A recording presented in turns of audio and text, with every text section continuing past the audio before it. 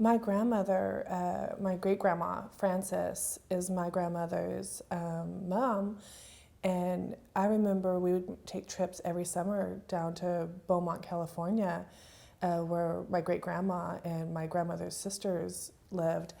And it was always a family gathering, and everyone was always in the kitchen making salsa together, tortillas, chili verde, rice and beans. And I just associated that with happiness, those specific foods with happiness and bringing us together. That's the food always meant we're going to be together. And with my grandmother's salsa, she had cultivated that in me as a young girl in the molcajete. Is that what you mean, hon? Like how that transpired for me? Like specifics like that? Yeah, absolutely. So, Okay.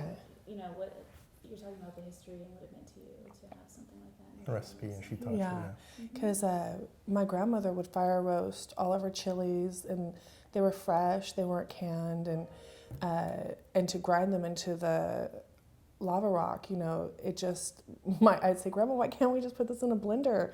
And she's like, Kimberlyn, you never put this in a blender. And she's like, it will not taste the same. So it's just something I felt privileged to get to learn, because I didn't get to initially learn that as a little girl. You kind of had to show the interest and graduate into it in our family.